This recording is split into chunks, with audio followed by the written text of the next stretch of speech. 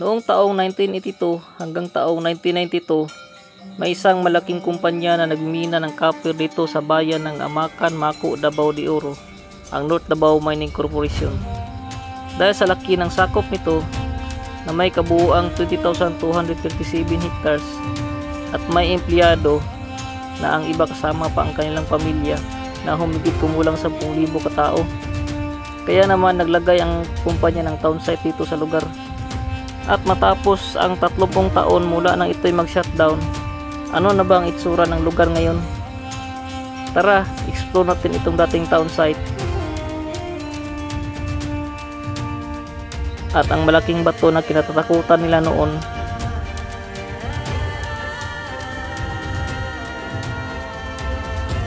At puntahan din natin ang tulay dito sa mismong mining site.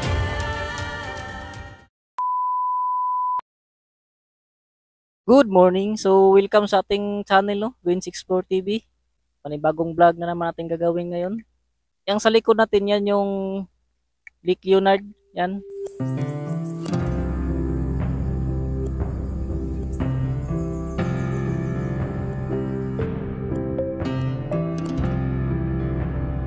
So kaya tayo nandito sa Amacan ngayon.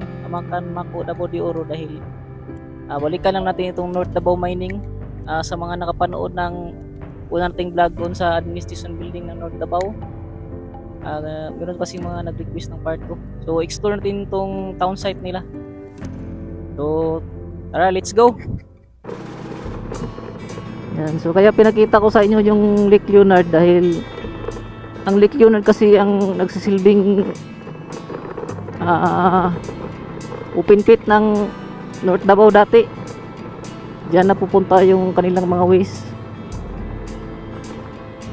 So hindi naman hazardous yung waste nga napunta dyan sa Lake Leonard noon dahil copper lang naman ang minimina dito dati. Noong nag-ooperate pa ang Davao Mining dito, hindi pa ganito yung daan dati. Mas malapad daw ang daan dito noon. Kaya lang nagkaganito dahil wala nang nagmi-maintain dito sa daan ba, kaya naging ganito na. So dati dyan sa gilid may malaking tubo, dyan dumadaan yung mga waste na galing sa North Davao papunta doon sa Lake Leonard. So yan, nandito tayo sa mismong town site ng North Davao. Ito ang junction road noon kung saan dito sa kaliwa ang papuntang town site at dito naman sa kanan ang papunta mismo sa mining area. So pasok lang tayo dito.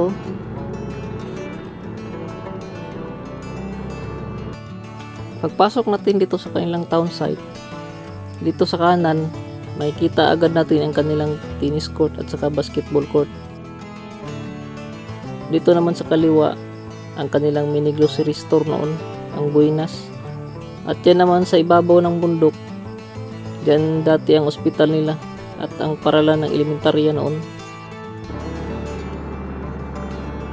So pasok lang tayo dito.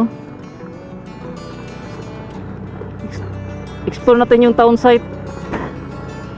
Dito ay may junction road kung saan dito ang patungong BQ o Bachelor's Quarter. At doon naman sa kabila ang housing ng mga empleyado na kasama ang kanilang mga pamilya.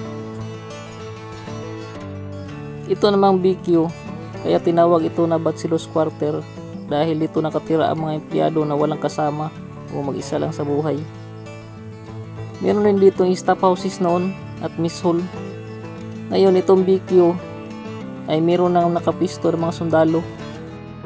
Ginawa na ito ngayon na parang headquarters nila.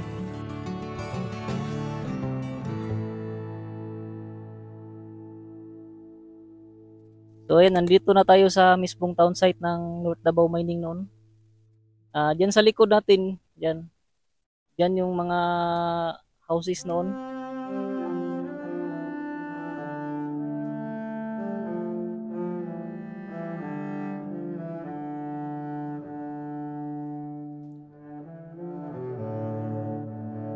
Dito banda yung Block C yata, saka dito yung Block B at saka Block E. Ito yung dito tayo sa kinatatakutan nila noon na malaking bato. Yan o. Ito ang malaking bato na matatagpuan dito sa gitna nitong town site noon. Ayon sa lumang kwento, ang malaking bato na ito ay may kaharian daw ng mga duwindi noon, kaya hindi ito nila ginalaw. At ginawa din nila ito noon na panakot sa mga bata. Ang malaking bato na ito ay may sukat na nasa 10 talampakan ng haba, at kakaiba din yung itsura niya dahil may nakapatong na pulong kahoy sa kanyang ibabaw, na kung titingnan mo ay nagmumukha itong bonsai na malaki. So nandito naman tayo sa dating playground nitong North Davao. Dito sa playground, tanging mga bangko na lang ang makikita na naging saksi sa mga kabataan noon kung gaano sila kasaya habang naglalaro dito. Hindi mo lubos akalain na ganito kasagana ang lugar noon. Ibang-iba talaga sa masisilayan natin ngayon. Meron lang nakatira dito ngayon.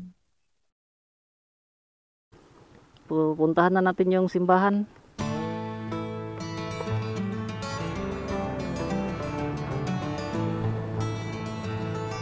Nandito na tayo sa simbahan ng North Davao.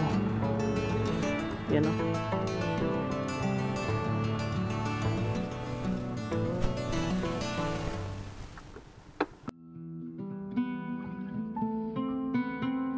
Yan pala yung forma ng mga bahay dito noon dati.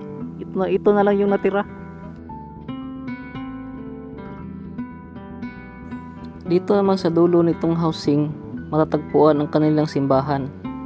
Maganda at maayos pa rin ang simbahan na ito, dahil ginagamit pa rin ito ng mga Katoliko nakatira dito.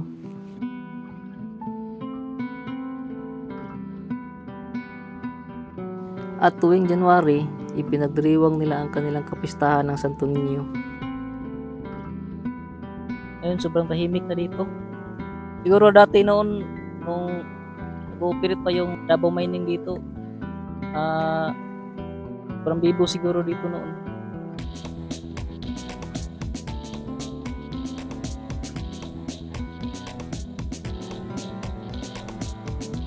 So wala nang hanapin yung mga nagtatrabaho dito noon. Respeto na dito. So baba ulit tayo. Balikan lang natin yung admin building nitong North Davao Mining, at puntahan natin yung matarik na tulay, dahil doon mismo kasi ang mining area nitong North Davao noon. Wala, so tara. Yan yung malaking bato. Tabi-tabi po. Itong North Davao Mining Corporation noon, 30% ay pagmamayari ng Samar Mining Corporation at 70% naman ay private interest. Mayroon mga dito, mga nagpapaliw ng sayuti. Ang operasyon nito noon ay mula August 1982 hanggang Mayo 1992. Mayroon itong nakuha na 50,241,716 tons na copper.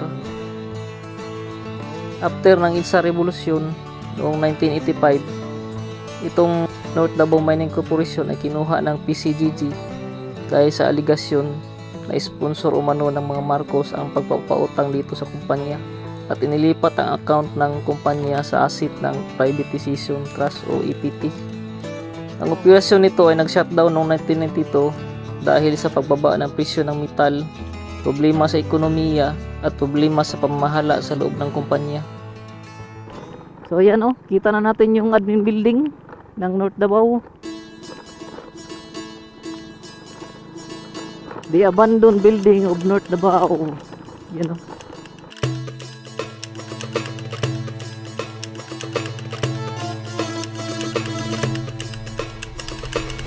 So di na tayo pupunta dyan.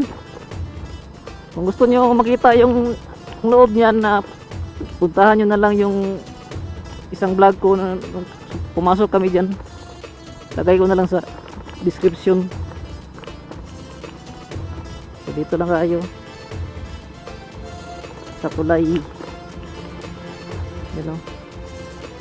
Ito na yung tulay ng North Davao. Yan, so nandito na tayo sa mismong tulay. Yan Diyan papunta yung mismong mining area ng North Davao noon. Sobrang tarik nitong tulay. Yan o. Sobrang lalim.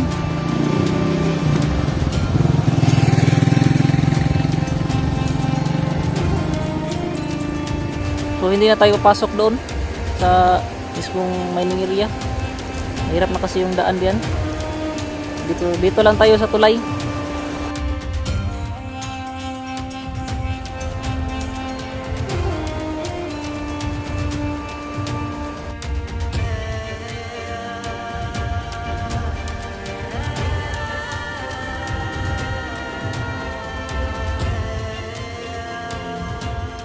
So meron daw daan doon. Babain natin para makita nyo mismo yung kung gaano kataas tong tulay na to. So ayan na guys, dito yung daan. Baba tayo dito.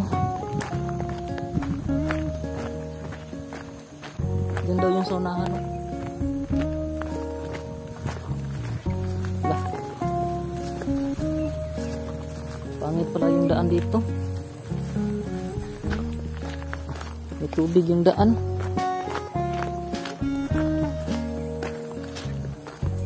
So wala tayong magagawa. Kailangan nating babain.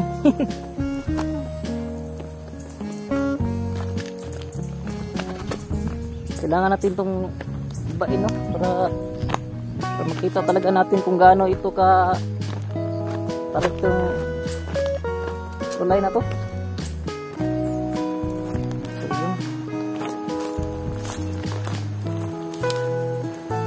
Dito na siguro yung daan.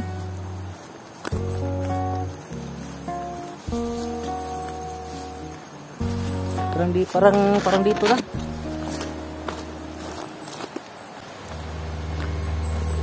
Tayo lang mag-isa dito ngayon. Saka meron pala akong nabalitaan. Dati talaga mas matarik pa itong tulay dati. Kaso noong 80s yata mayroong nangyaring flash dito doon sa nagkinto sa akin. Mula doon sa mining area halos 100 plus na mga trabahante yata. Kadalasan yung taga Luzon, nasama sila sa flash flood.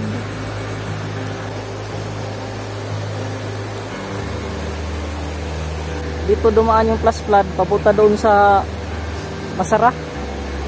Yung mga bangkay dito daw nakita noon, yung ibang bangkay, saka yung ibang bangkay mabot na ng Masara. So medyo natabunan na siya ngayon. So, dati mas malalim pa talaga to noon. So yan na yung tulay, oh. Yan.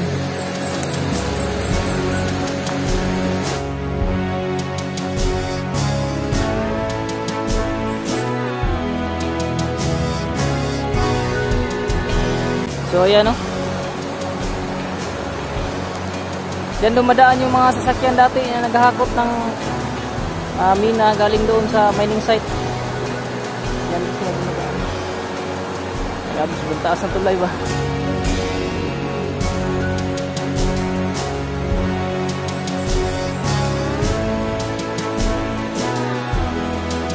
Sa sobrang taas nitong tulay, siguro katumbas itong mga 4th floor building.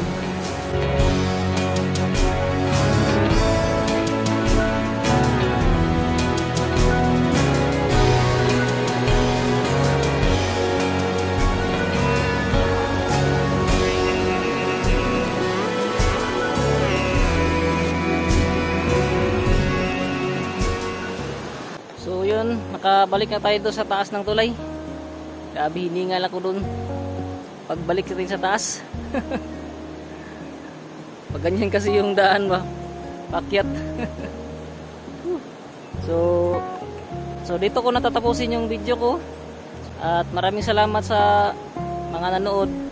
So paki-like naman itong video, at saka kung di ka pa nakapasubscribe, paki-subscribe na rin para lagi kayong updated pag may bago tayong video. So yun lang, salamat.